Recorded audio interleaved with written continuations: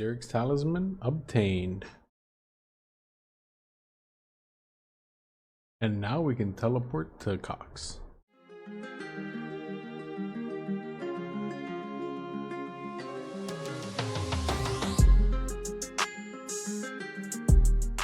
.51 range.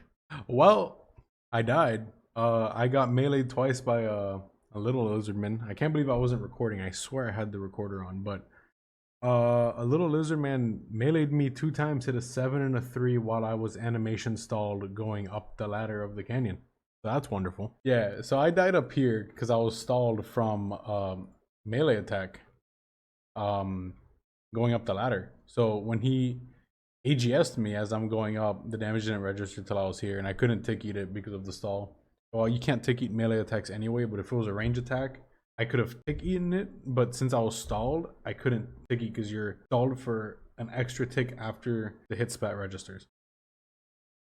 That's Xerix talisman number 2, and that's 52 range. Totally forgot that dying meant losing your pet, so there goes 1 mil. Golem has been reattained. Feeling a bit demotivated after dying at Shaman, so I'm going to change it up a bit and try and test my luck at Elder Chaos Druids. Looting bag acquired.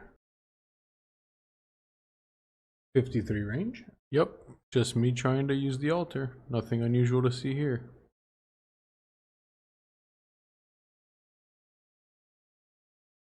.54 range. 55 range. And that's 56 range. 57 range. 58 range coming in. Elder Chaos Hood. Nice. 59 range. 60 range.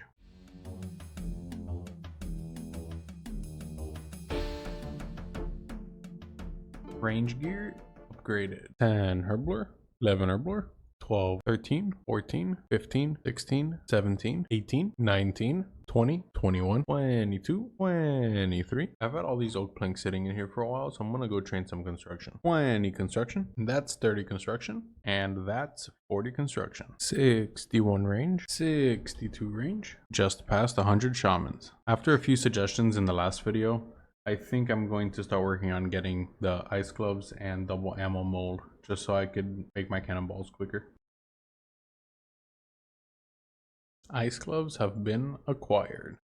And that's Sleeping Giants done. Alright, well right now I don't have any bars at all to use at Giants Foundry, so what I think I'm gonna do is I'm gonna make these myth ores, addy ores, and I'll make a bunch of steel bars, all into bars, so that I can use them at Giants Foundry to get the double ammo mold, and I'll make extra steel bars so right after I can go make more cannonballs. 69 smithing, and I hate this place. 70 smithing and almost done with blast furnace. All the bars have been made and I have no idea what I'm doing, but I think that all the myth and addy and then the remaining myth and steel will be enough to get the 2k points I need for the double ammo mold. 71 smithing coming in. 72 smithing. Double ammo mold has been unlocked. I might come back later on to get the full outfit in the colossal blade just cause the XP was pretty good. I got a couple levels here. I signed up for a bingo on my main for next week, so right now I'm just mindlessly buying ores to make steel bars, the AFK cannonballs throughout the week next week. But I was thinking, since I started this series with the account already, you know, pretty progressed, and especially in some stats, I wanted to give, you know, a little history so you guys know what the account's been through. Originally, this account was supposed to just be a hardcore peer where I just had one defense, and I was planning on going for BOFA and other cool accolades. But eventually I just decided a peer sounded a little boring to me. It just wasn't suited for my playstyle. So I kept 10 HP, but like straight off Tutorial Island, I did Imp Catcher. I got all 4 beads in 4 kills, and I was able to get my magic up a little bit right away. I have 10 XP until 11 HP. It's definitely been a journey. I didn't even know whether or not I was going to play the account seriously. For a long time, I just stayed free to play and woodcutted.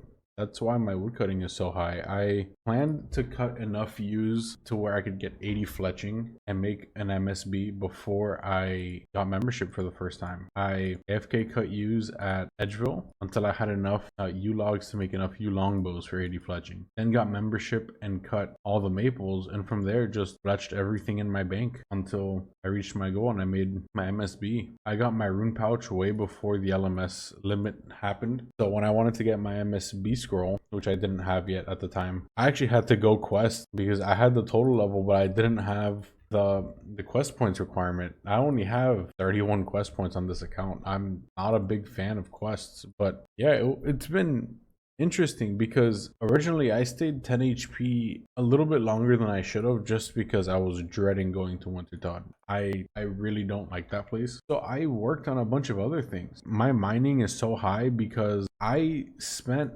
hours upon hours AFKing shooting stars. I'll scout them on my main, scout 2 or 3 at a time with a couple buddies, and we would AFK them all day during work because all of us worked from home. And that's how I got my crafting up as well. I cut all the sapphires, emeralds, rubies, diamonds, dragonstones, made them all into the highest jewelry that I could make, and then alked them. So with the U longs that I made and maple longs, and with all the jewelry, that's how I got all my initial GP. That's why I had a 7k nats stack and was able to alk all those magical short bows instead of going to sell them to shops. That's why I have such a big cash stack now. It's been a lot of AFKing with uncertainty whether or not I would play the account, but at the end of the day, it helped me have a lot of things set up for the early game, which I wouldn't have and probably would have struggled with quite a bit. So that uncertainty really just helped me out in the long run. I just finished buying 10k ores.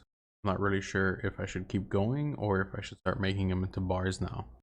I was bored, so I decided to go to LMS.